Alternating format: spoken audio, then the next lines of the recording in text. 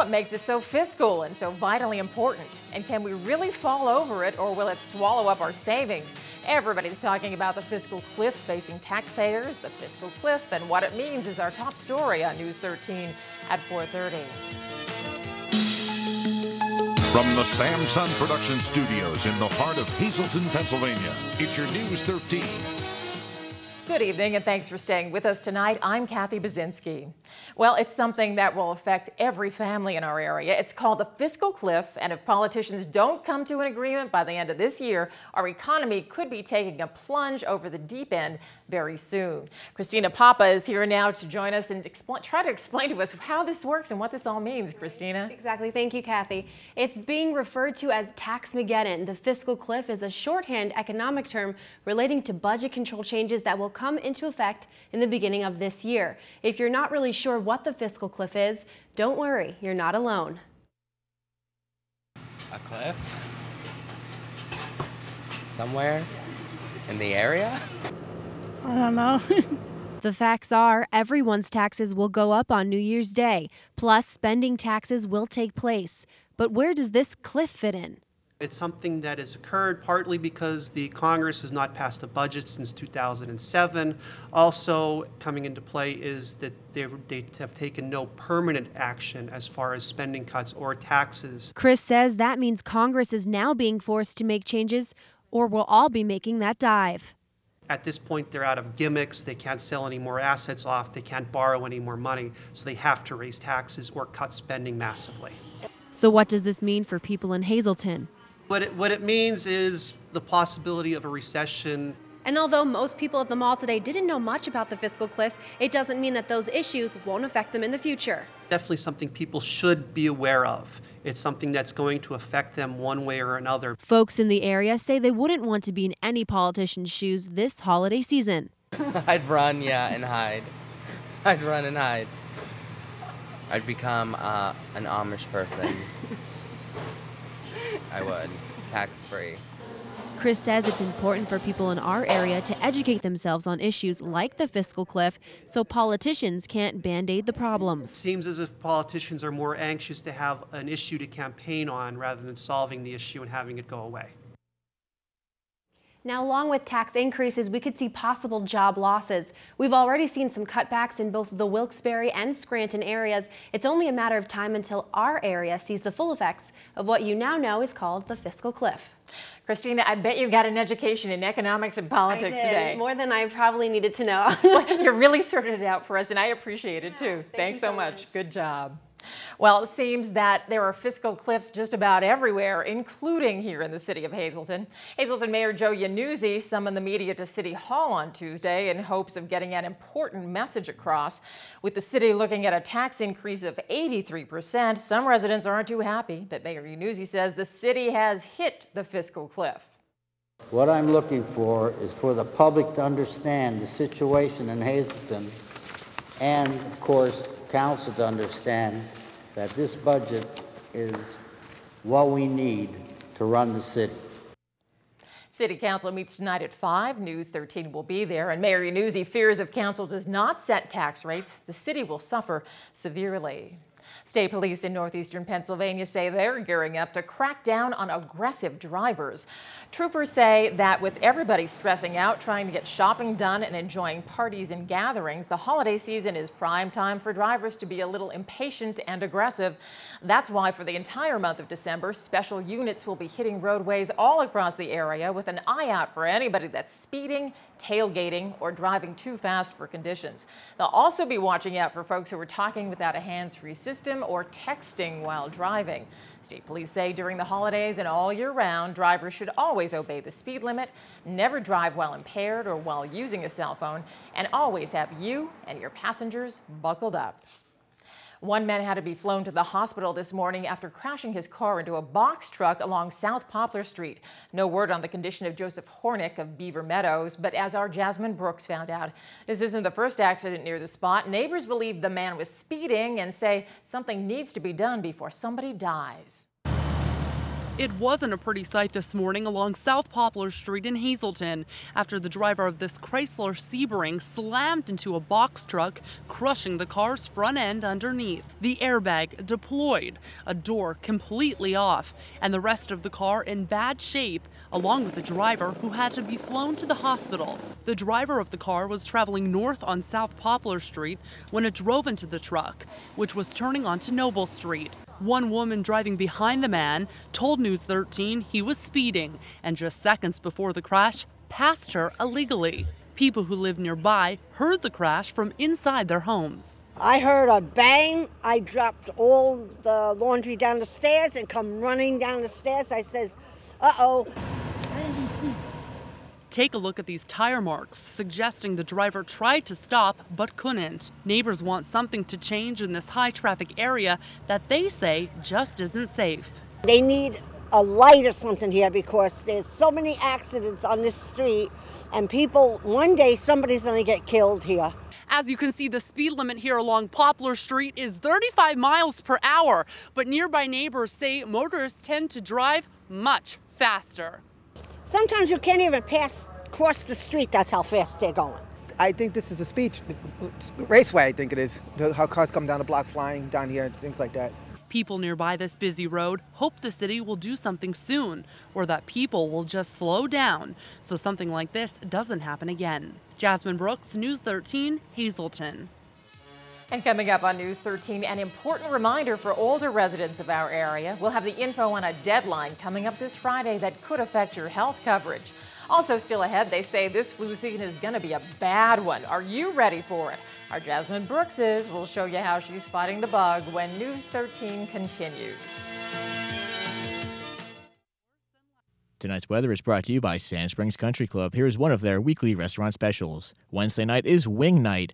35-cent wings with weekly featured wing sauces and just $1.50 pints of Yingling Lager.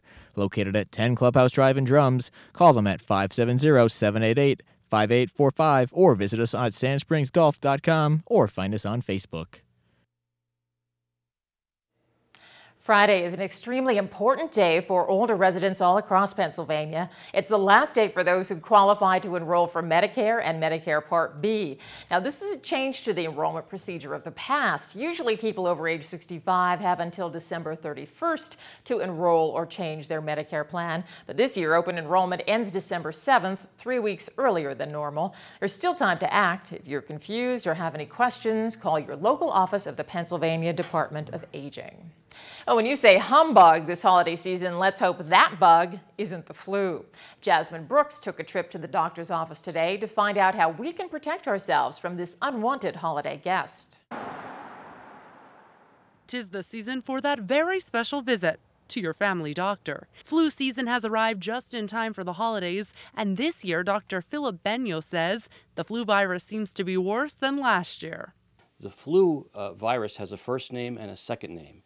And when the name changes, as it is this year, particularly down in the southern part of this country, we're getting more and more serious cases of flu and flu-like illnesses. This unwanted guest always pops up during the colder months, and there is a good explanation for that. We go from outside things to inside things. For example, we had football games that are outside. Now we have basketball games.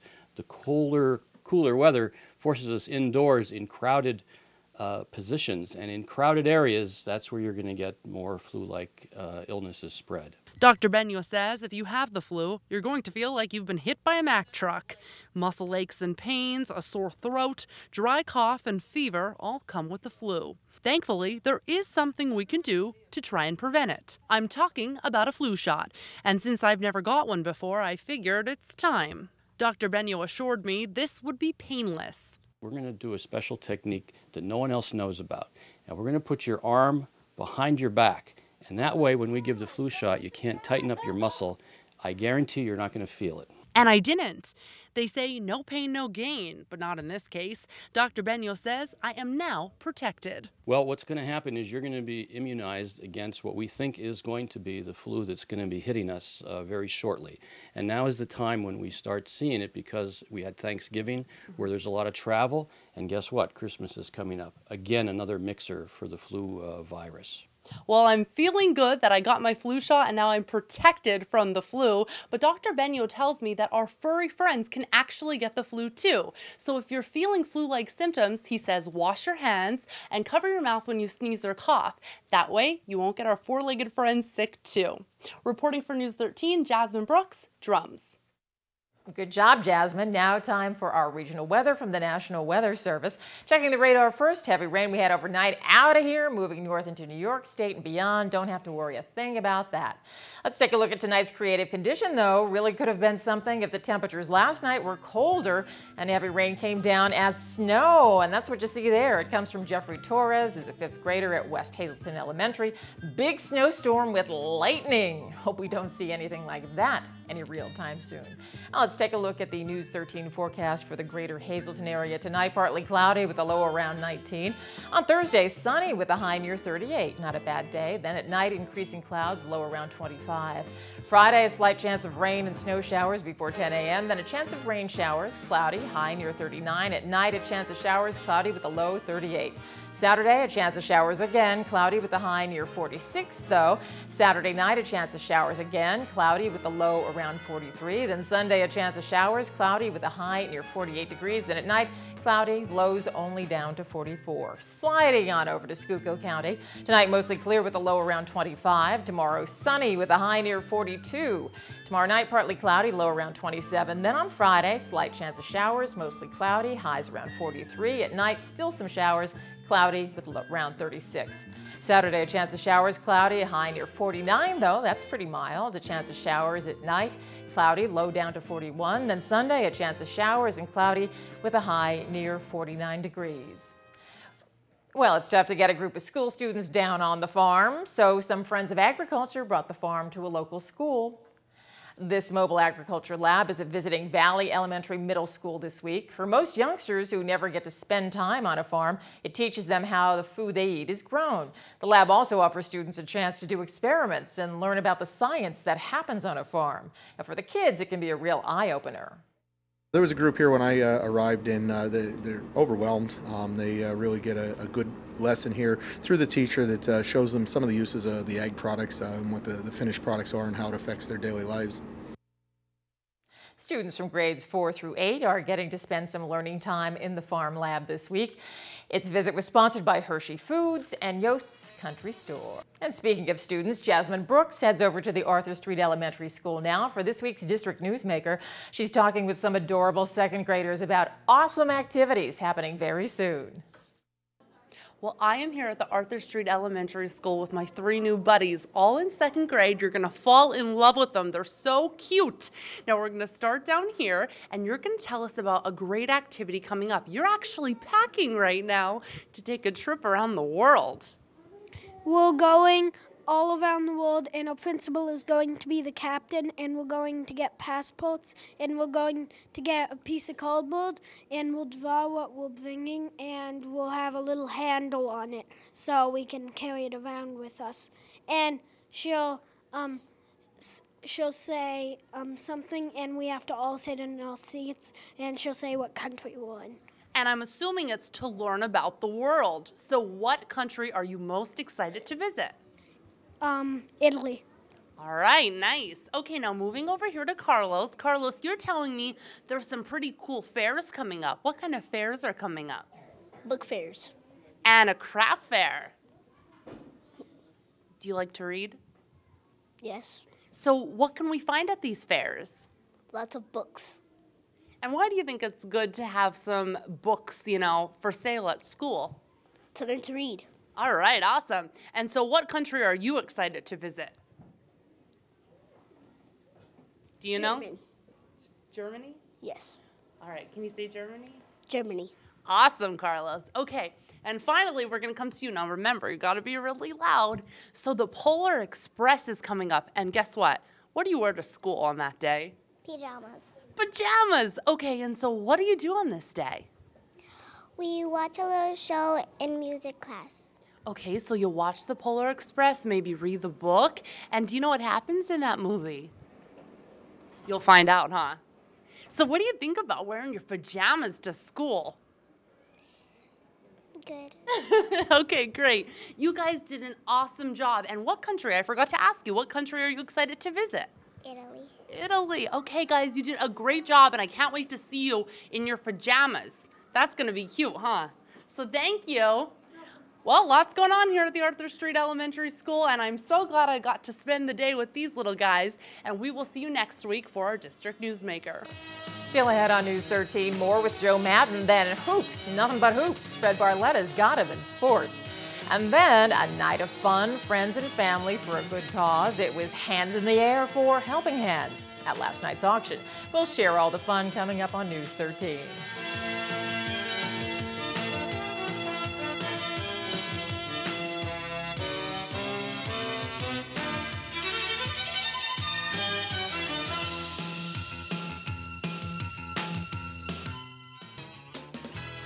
Good evening, everyone, and here's tonight's social news. First tonight, happy birthday to Kathy Seraphin. This wish comes with love from your family and friends. Tonight's Talk of the Town report, the Hazleton Art League will be hosting a holiday concert on December 16th. 2 area musical groups, the Two of Us and the Good Spirits Club, will be performing. The show starts at 1 p.m. and costs just $5 for Art League members and $10 for non-members. For more information about this show or any event at the Hazleton Art League, please call 570-454-0092. That's tonight's Talk of the Town.